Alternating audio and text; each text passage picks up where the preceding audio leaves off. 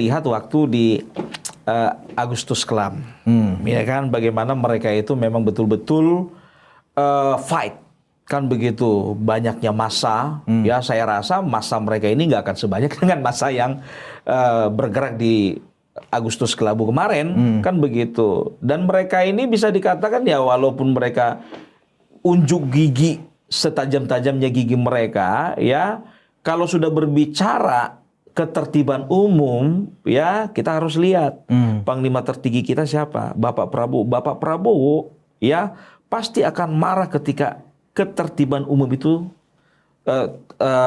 mendapatkan ancaman. Kehadiran Kozinudin ya ada di acara mereka semakin memperkuat ada semacam benang merahnya nih antara biru, merah, FPI, HTI. Hanya untuk memenangkan persepsi publik bahwa Roy Suryo benar. Makanya sekarang itu saya melihat ya bagaimana ini agak politis sedikit ya, bagaimana Bapak Prabowo itu gandengan tangannya makin kencang sama Bapak Jokowi. Justru makin kencang. Ya? Makin kencang. Mengundang Presiden Prabowo untuk ikut hadir loh. Yakin nggak kalau dia datang? Kalau beliau datang? Keyakinan saya Prabowo datang itu 5%. 5%.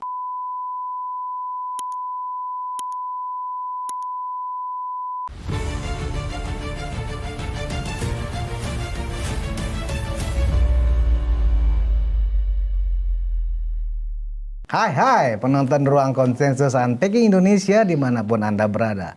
Kembali saya Budi Smaruf Piliang, anak sulung Mulyono, pengelola channel Termul dimanapun Anda berada.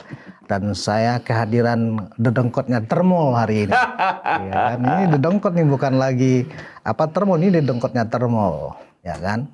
Dan kepada para Termul dimanapun Anda berada, ya.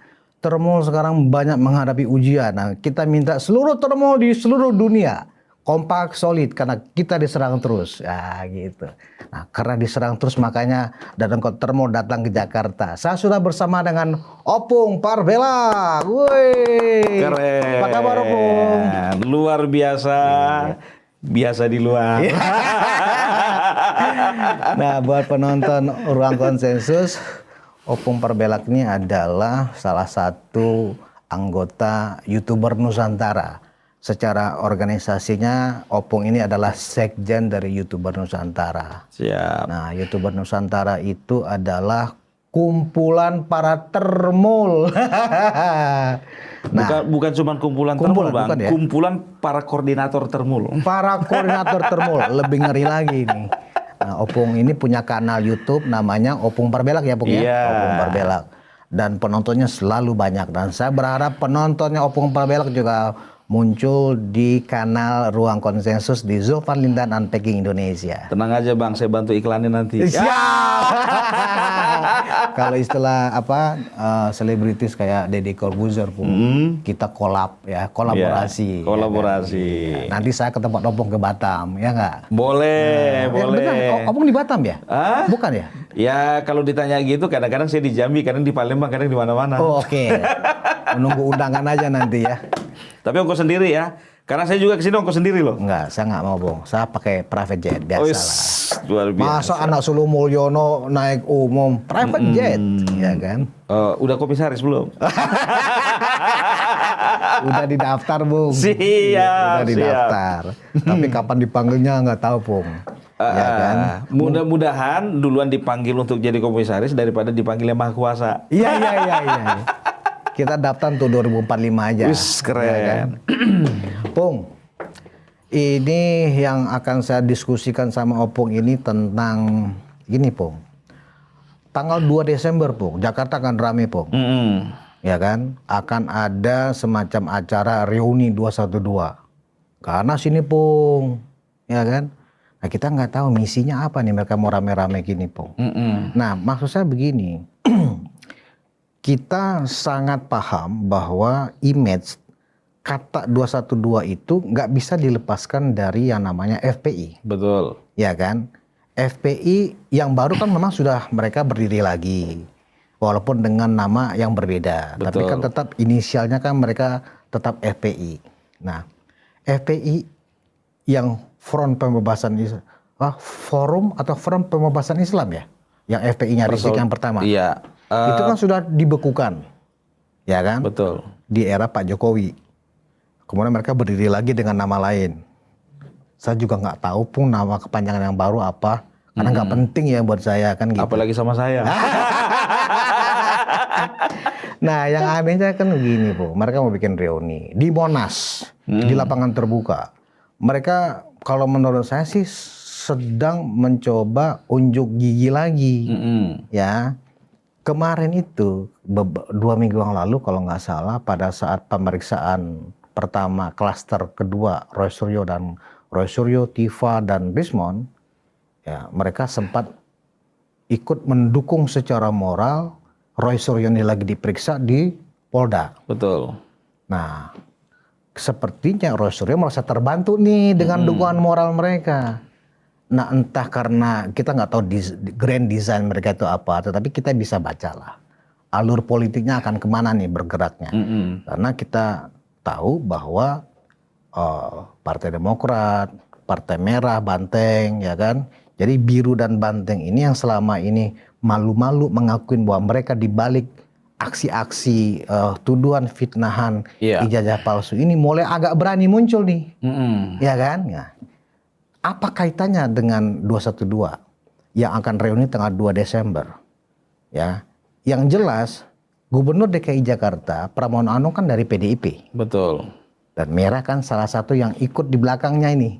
Ya, entah itu benar atau salah, tapi kan yang beredar di publik, di sosial media kan seperti itu narasinya.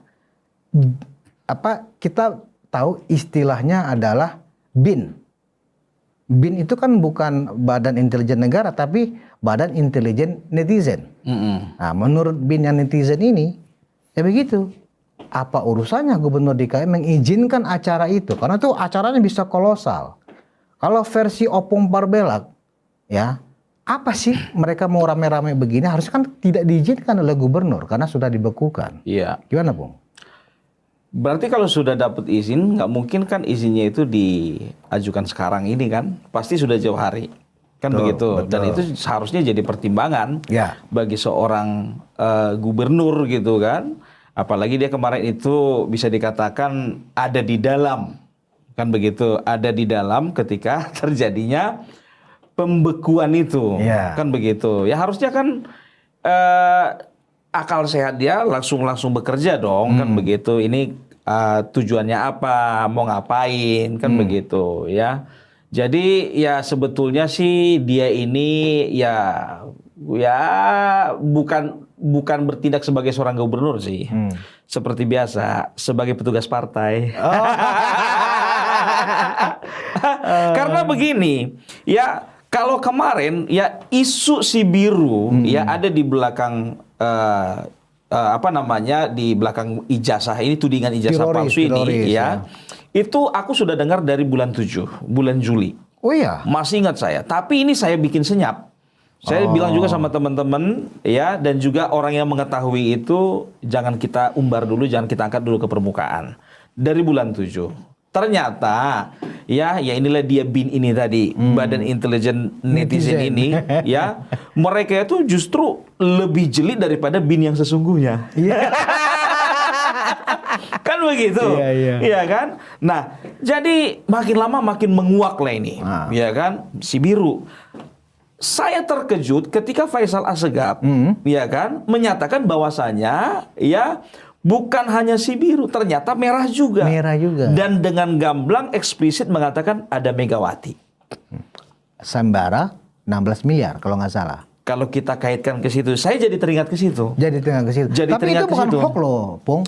Karena itu press conference Egy Sujana. Ya kalau ada mengatakan itu hoax, mungkin itu berita lain. Betul. Tapi menurut saya, sayembara 16M dari Bu Mega itu adalah benar adanya yang disampaikan secara konkret lewat kanal YouTube Egy Sujana press conference. Isinya adalah siapa yang bisa membuktikan ijazah Jokowi asli akan dikasih 16M dari Bu Mega kan gitu. Langsung dimakan sama Egy Sujana kan? Iya. Berarti butuh uang dia kan? Iya. Langsung dia ke Inggris ya kan? Jalan-jalan. Iya, jalan-jalan. Enggak, kalau itu kan kayaknya itu sisa-sisanya aja itu. Oh, Sisa duitnya. Iya, iya. Sementara sebetulnya udah habis Iya, kan iya, begitu. Jadi yang aku perhatikan Faisal Assegaf ini kan tadinya kan sangat firm ya di lingkarannya Roy Suryo ini. Roy Suryo, ya. Kan begitu. Sehingga dia agak bergeser karena apa? Karena di situ ada kata-kata dari si siapa namanya Refli Harun mengatakan bahwasanya saya ini juru bicara. Secara usia mungkin Faisal Assegaf masih senior daripada si Refli Harun kan begitu. Wah, aku ya. nggak tahu tuh ya, siapa yang lebih tua di antara mereka. Ya, karena si siapa namanya Faisal Assegaf kan dia pengakuan dia kan aktivis 98. Oh, iya. Nah, itu dia. Jadi mungkin ya karena mungkin merasa kok gua nggak dihargain ya, kan begitu. Dikit-dikit Refli, Iya. kan begitu ya. Tapi terlepas dari itu semuanya, ya dia itu pasti sedikit banyak tahu rahasia di dalam, kan begitu. Nah biasanya ya orang yang sudah tarik diri dari satu lingkaran keluar dia, walaupun dia nggak masuk lingkaran manapun, asal ketemu dengan orang lain, dia pasti akan umbar satu persatu itu rahasia. Gitu dia, salah satunya keterlibatan Megawati di belakang mereka ini semua. Makanya ya dengan waktu sama Bang Andi Aswan kalau nggak salah ya, Faisal Assegaf kan mengatakan kalau bisa periksa rekeningnya Roy Suryo Dan Refli Harun juga.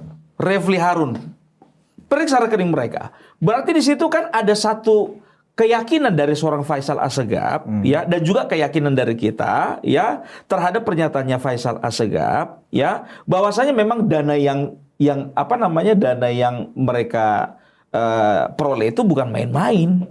Gitu loh. Ya, kita nggak perlu berspekulasi ini dan itu. Masyarakat awam pun juga tahu ya kan, bahwasanya dengan pekerjaan dan juga koar-koar yang sebanyak itu, sebesar itu, dan mengorbankan dirinya untuk dipenjara, berarti ada dong harga yang harus dibayar. Kan begitu. Cuman dengan apa namanya, pernyataan dari Faisal Assegaf ini memperlihatkan ya bahwasanya memang betul-betul mereka itu pertama ya kan ada orang besar, yang kedua ada partai politik, yang ketiga memang ada aliran dana. Oh, nah kaitannya dengan 212 ya sudah pasti dong yang ya kan oleh gubernur petugas partai itu. Nah, kita bisa katakan lah, kita nggak usah menutup mata kita ya kan, sebagian besar dari para tersangka ini bagian dari FPI dan juga HTI. Oh, benar, khususnya klaster 1. Betul sekali ya kan, ya klaster 1 itu rata-rata ada Rizal Fadila, ada Rustam Effendi, siapa lagi ya Pong? Ada Egy Sujana, Damai Hari Lubis. Itu semuanya orang mereka semua. 212 itu. Nah, ya jadi sudah pasti dong, ya kan, yang mereka itu bisa dikatakan ya seolah mempersiapkan diri, ya kan.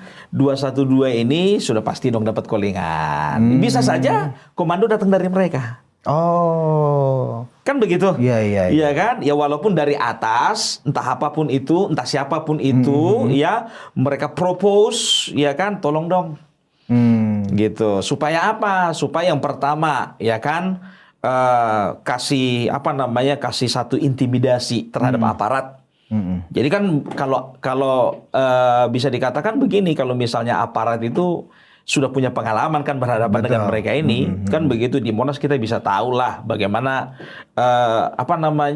sepak terjang mereka waktu demo itu memang betul-betul bisa seanarkis-anarkisnya. Benar. Kan begitu ya. Jadi mereka ingin memperlihatkan bahwa mereka punya power di luaran sana.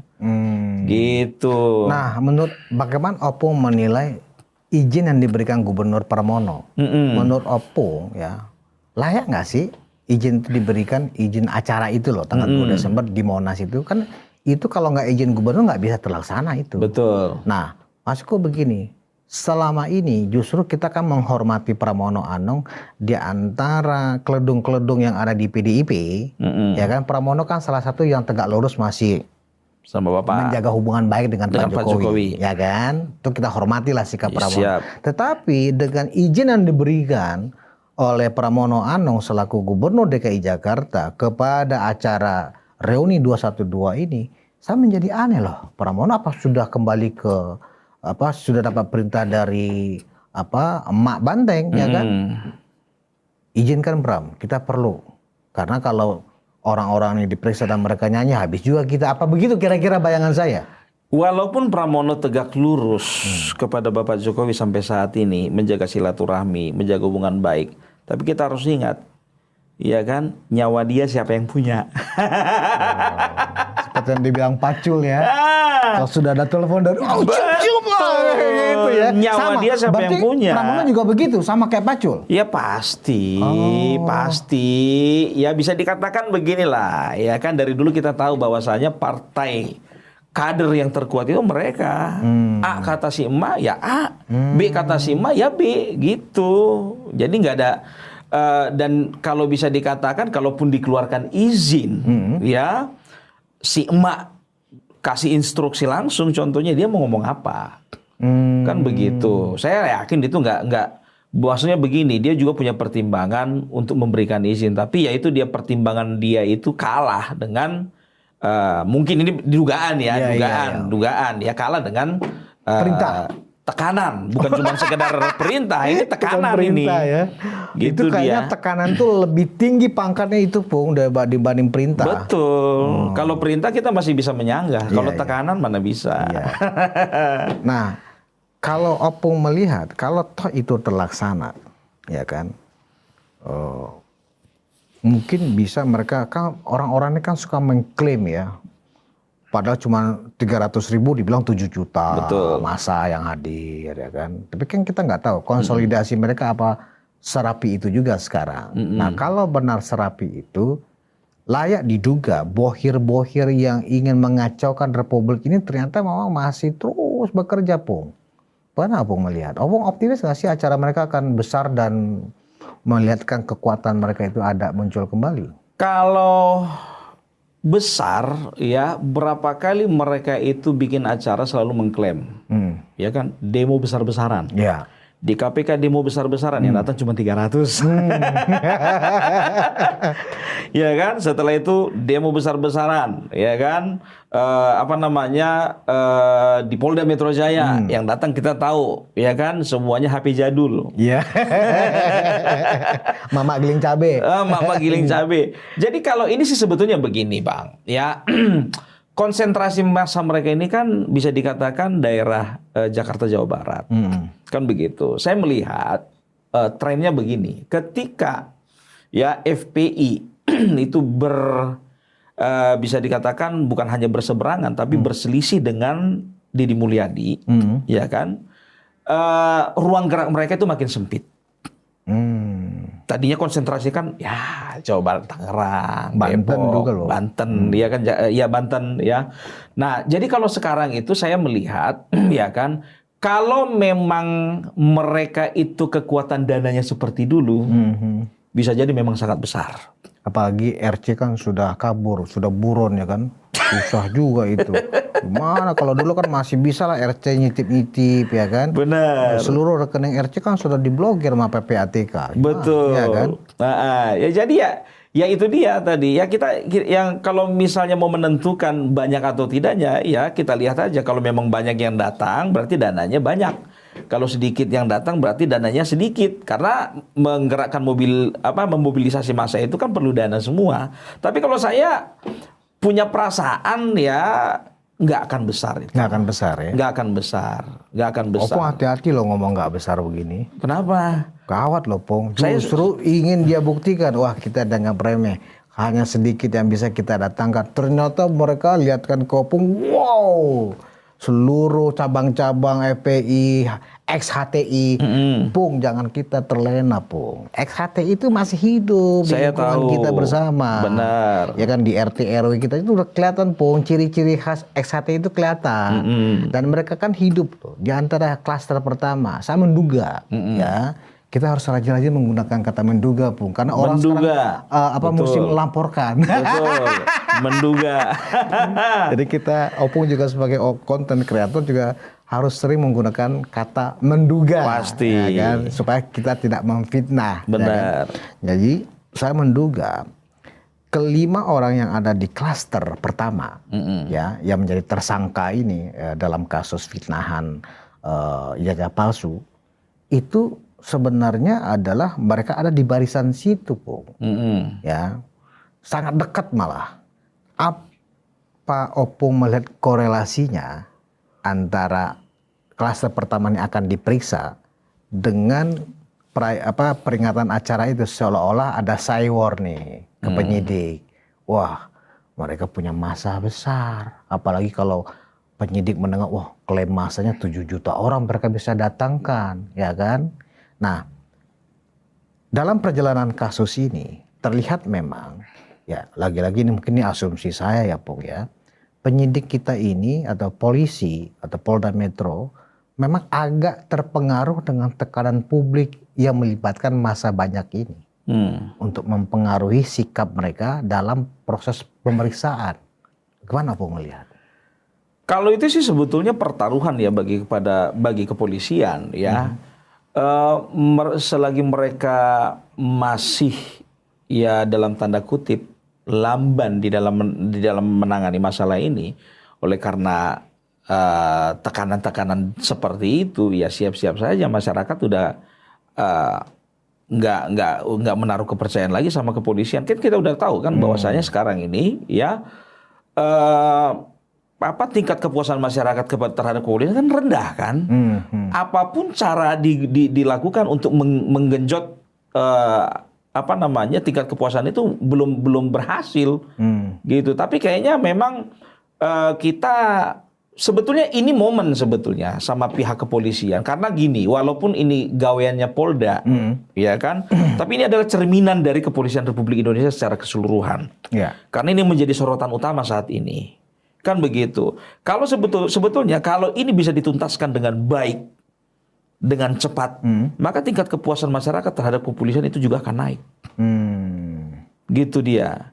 Tapi ya kan lagi-lagi kita nggak bisa menafikan bahwasanya di belakang sebuah peristiwa yang terlibat itu bukan hanya kepolisian dengan tersangka, bukan hanya pelapor dengan terlapor, tapi ada kekuatan lain yang yang bisa dikatakan ya walaupun itu tidak terlihat tapi bisa dirasakan. Meskipun gitu nanti mereka tuh mampu mendatangkan massa yang luar biasa besar, anggap begitu ya. Kita mencoba membayangkan bahwa ini memang ajang unjuk gigi ya, bahwa mereka masih ada, bahwa mereka besar. Apalagi ada orang-orang penting mereka dalam kasus di Polda Metro Jaya. Ini mungkin bargaining mereka untuk memberikan juga peringatan kepada pihak kepolisian. Kami besar, kami masih ada. Kira-kira nanti Pung, ya eskalasinya ini, apakah kasus ini justru semakin cepat polisi untuk segera memproses ini ke pengadilan supaya lepas kan? Kalau polisi menahan-nahan terus kan kepolisian terus yang menjadi sasaran. Gitu? Kalau sudah tersangka kemudian P21, masalah geser ke kejaksaan, kan begitu. Menurut Opung ini ada kemungkinan seperti itu nggak situasinya kalau tekanan makin besar? Bisa jadi, ya kan, karena begini, ya kita apapun ceritanya kita optimis lah dengan profesionalisme daripada kepolisian kita, kan begitu, ya. Kita udah lihat waktu di Agustus Kelam, ya kan, bagaimana mereka itu memang betul-betul fight. Kan begitu, banyaknya massa, ya saya rasa massa mereka ini nggak akan sebanyak dengan massa yang bergerak di Agustus Kelabu kemarin, kan begitu. Dan mereka ini bisa dikatakan ya walaupun mereka unjuk gigi, setajam-tajamnya gigi mereka, ya kalau sudah berbicara ketertiban umum, ya kita harus lihat Panglima tertinggi kita siapa, Bapak Prabowo. Bapak Prabowo, ya pasti akan marah ketika ketertiban umum itu mendapatkan ancaman. Itu dia. Jadi kalau saya rasa kepolisian akan pede saja kalau berbicara massa ya. Kalau berbicara massa, kalau bicara tentang unjuk gigi banyak-banyakan massa nggak apa-apa. Gitu loh. Yang penting jangan anarkis saja. Ya cuman kan kita kan tahu sendiri. Kan begitu. Ya kan kalau udah seperti ini biasanya ya ada apa namanya? Skenario 1, skenario 2, skenario 3 kan begitu. Itu. Tapi jangan salah, Po. Mereka mengundang Presiden Prabowo untuk ikut hadir loh. Yakin nggak kalau dia datang? Kalau beliau datang? Keyakinan saya Prabowo datang itu 5%. 5%. Saya 4%. Saya baca beritanya dari kemarin itu aja, PD-nya minta ampun. Iya. Kan begitu. Maaf nih, maaf ya kan. Sedangkan Projo aja ngundang nggak datang. Acara penutupan kan begitu. Iya. Saya juga sudah tebak itu nggak bakalan datang nih kan begitu. Apalagi seperti ini kita bisa lihat lah bagaimana Bapak Prabowo sudah mulai menarik diri ya. Kita tahu 2014 2019 mereka itu pendukung Bapak Prabowo. Ada di gerbongnya Bapak Prabowo. Kan begitu. Tapi sekarang ya kita bisa perhatikan ya waktu zaman Bapak Joko Widodo ya taring mereka keluar. Waktu zaman Bapak Prabowo ya mereka udah nggak kelihatan. Ya walaupun seperti yang kita yakini, ya abang yakini bahwasanya FPI dan HTI itu masih hidup. Masih hidup. Iya kan, masih hidup dan mereka itu membentuk sel-sel. Betul. Kan begitu. Dan mereka tinggal menunggu momen. Iya kan, tinggal menunggu momen kapan mereka kapan gongnya dan mereka melihat tanda-tanda itu kan begitu. Tapi sampai saat ini saya melihat bahwasanya Bapak Prabowo tidak ingin bersentuhan dengan mereka. Tidak ingin ya? Tidak ingin. Kan begitu. Ya coba semenjak dilantik sampai sekarang. Ya palingan orang Bapak Prabowo yang datang ke Petamburan cuma dasko doang kan. Gitu. Tapi dulu di mana ada Bapak Prabowo di situ ada imam besar. Iya kan? IB, imam besar. Iya kan? Kan begitu. Tapi kalau sekarang itu yang terkenal bukan imam besar bang. Siapa? Imam Tompel bang.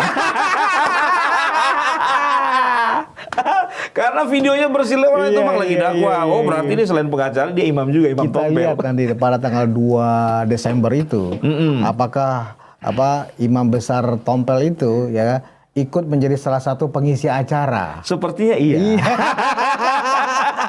Nah, jadi kalau memang kehadiran Kosinudin ya ada di acara mereka, semakin memperkuat ada semacam benang merahnya nih antara biru, merah, FPI, HTI hanya untuk memenangkan persepsi publik bahwa Roy Suryo benar. Iya. Apa melihat ke arah situ nggak sih sebenarnya? Dari kemarin pernyataannya Bang Zulkifli, ya pengacara dari yang sakampung Jawa Bangkoha. Zulkifli siapa ya? Ada, ya kan, ya di media mainstream waktu itu, ya kan Bang Zulkifli mengatakan musuhnya Joko Widodo itu sudah bisa dipetakan FPI, HTI, ya FPI, HTI, PDIP, ya setelah itu koruptor, setelah itu negara-negara yang terdampak hilirisasi. Jadi 5 ya? 5 ini, dan ini sebetulnya dari kemarin. Ya saya juga sering membawakan ini sebelum beliau memberikan statement seperti itu kan begitu ya. Cuman statement beliau itu lebih nyata, lebih terasa gitu ya karena makin kesini sudah makin kelihatan gitu loh, makin kelihatan. Jadi ya untuk Roy Suryo ini ya sudah ya FPI di situ, HTI di situ, ya kan merah di situ, tambah lagi si biru juga di situ, kan begitu.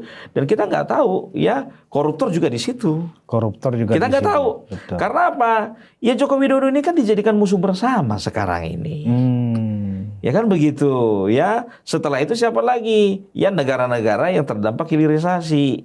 Apa mungkin mereka mengirimkan langsung wakilnya? Enggak, tapi yang menjadi perpanjangan tangan di Indonesia kan banyak. LSM kan begitu ya. Apa bahasa sekarang itu? NGO ya kan, NGO itu Bapak Prabowo sendiri kan yang menyampaikan. Betul. Itu dia. Jadi memang makanya sekarang itu saya melihat ya bagaimana ini agak politis sedikit ya, bagaimana Bapak Prabowo itu gandengan tangannya makin kencang sama Bapak Jokowi.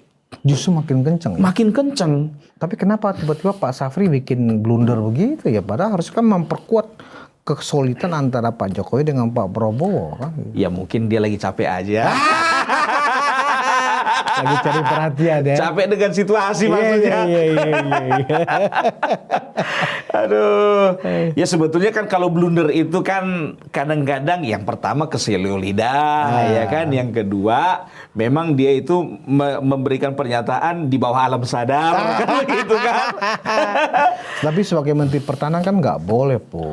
Sekarang begini Bang, masalah pernyataan, siapa sih yang nggak bisa hilaf? Bisa aja ya? Bisa aja, kan begitu. Ya kan sama seperti Menkominfo kemarin, ya kan mengatakan apa bahwasanya Kementerian Menkominfo ini bersih daripada judol dan judol sudah sapu rata semua, nggak taunya masih ada yang disisakan. Menkominfo yang mana nih, Po, maksudnya? Yang kemarin masih berkelok-kelok. Mantan. Kawan kita dulu. Yang ditolak oleh banyak partai itu ya? Yang ditolak di sana, ditolak di sini, nggak terima sana, nggak terima sini. Ternyata masih ada judol di kantor dia kan? Masih gitu. ada, ya mudah-mudahan, ya kan, mudah-mudahan, ya apa namanya, nama dia nggak terseret. Ya kita kan cuma bicara mudah-mudahan. Kalau misalnya faktanya emang iya, ya kita mau bilang apa kan? Iya. Jadi ini juga pencerahan buat masyarakat, Pung. Jadi Opung kan tadi membuat kategori ya, ada 5 nih musuh Pak Jokowi. Betul. Ya kan, merah, biru, ada koruptor, ada HTI, EPI, ada hilirisasi. 5 ini ya musuh Pak Jokowi, musuh politik maksudnya ya. Iya betul. Musuh politik ya. Nah, ketika Pak Jokowi tunggu, maksudku Pak Jokowi sadar nggak sih 5 ini musuh politiknya? Itu adalah pertanyaan yang nggak perlu dijawab.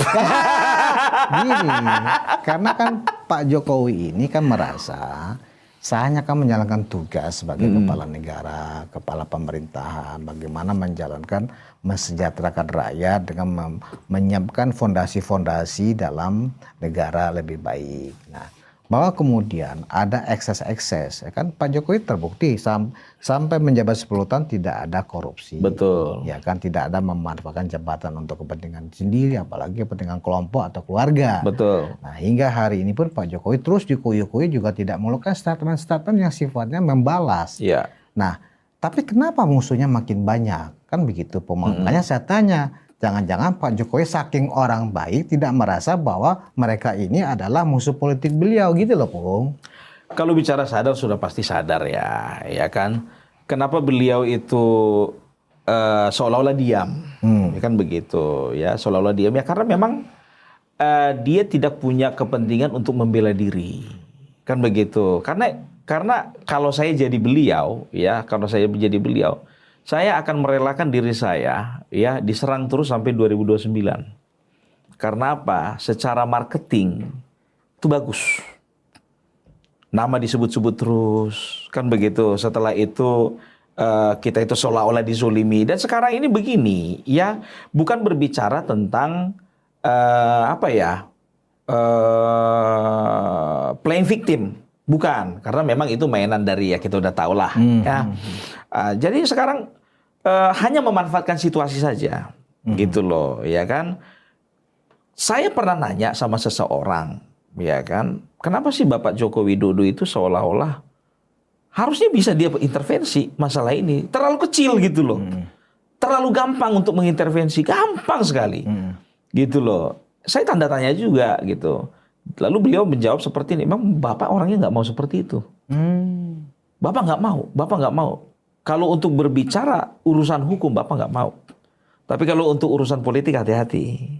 Oh gitu ya? Gitu dia, untuk urusan politik hati-hati gitu. Dan saya juga bilang sama beliau, ya kalau saya sih beranggapan bahwa coba bayangkan saja setahun sudah purna tugas, salah satu lembaga survei, ya kan mengeluarkan hasil survei, tingkat kepuasan masyarakat masih 83%. SBY nggak usah nyampe setahun sebulan dilupakan, ya kan? SBY belum selesai jabatannya aja sudah lemdak. Iya. Ya kan, artinya dia sampai ada di angka 40%. Betul. Ya kan? Ya kan ya. Setelah itu Megawati. Ya. Ya walaupun 2 tahun kan gitu ya, tapi memang kan terbukti bahwasanya masyarakat itu memang sudah tidak simpati lagi sama dia. Buktinya apa ya? Dia nggak terpilih. Kan begitu. Boro-boro mau diingat lagi. Kan begitu. Justru beralih perhatiannya ke SBY. Dia nggak terpilih dalam 2 kali kontestasi kalau nggak Betul, salah ya. betul. Dan kemudian orang yang dia usung ketika Pak Jokowi sudah tidak ada di sana pun gagal. Betul. Malah paling rendah dapatnya 16%, lowbat. Padahal mereka udah capek ya, solid gitu. Ternyata saya salah dengar. Iya, Ternyata dia bilang sulit. Gitu. Satu putaran. Satu putaran. Memang satu putaran. Iya. Habis. Ya kan gitu. Nah, Pung, dengan upaya-upaya yang dilakukan para pembenci ini ya, baik dari merah ataupun dari biru ya kan, khususnya dari sisi partai ya. Kenapa penilaian masyarakat yang terekam? Halo, selamat malam. Salam sejahtera buat kita semua. Saya mau membahas mengenai atau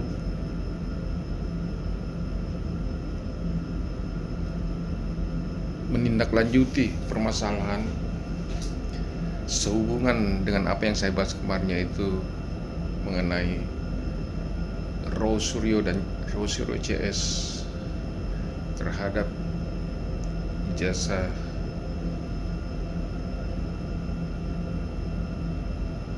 Pak Jokowi. Nah, ada isu, ada berita bahwa ormas yang dulu menamakan dirinya 212 akan melakukan demo di bundaran Monas. Tetapi apa yang akan dilakukan oleh ormas yang bernama 212 ini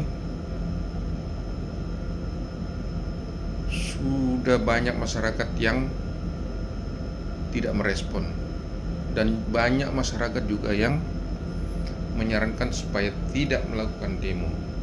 Kenapa?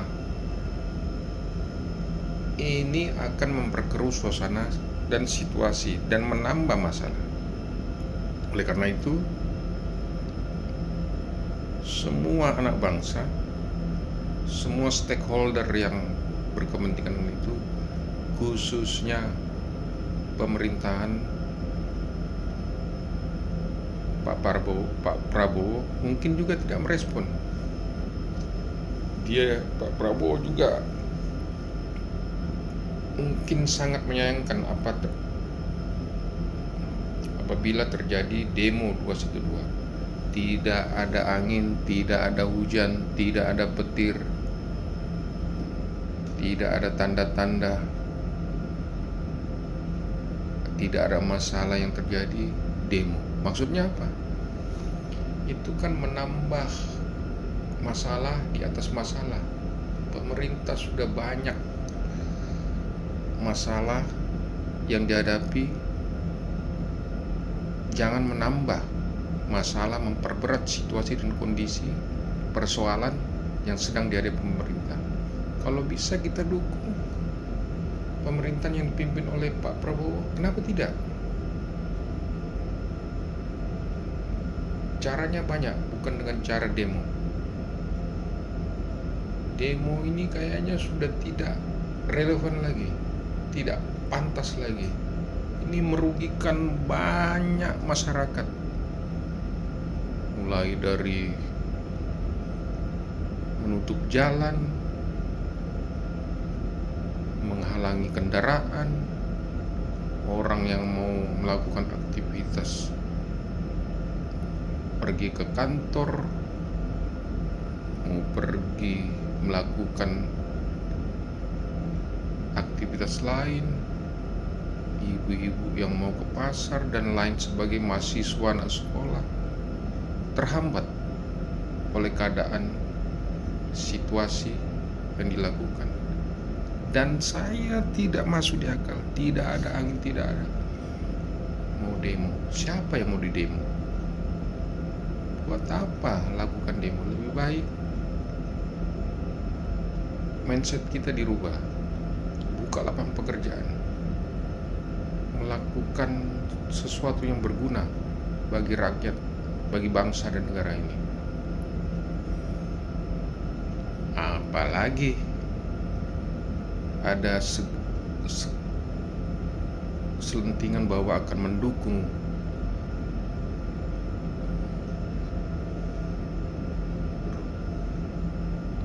Roy Suryo CS. Itu kan salah besar. Roy Suryo CS itu kan pada posisi yang salah. Dokumen pribadi orang diobok-obok, diminta-minta untuk diteliti. Buat apa? Tidak ada kerjaan kah? Saya kira semua itu tidak baik untuk keutuhan bangsa dan negara. Saya kira itu tidak perlu, tidak ada relevansinya untuk demo. Salam NKRI, selamat malam.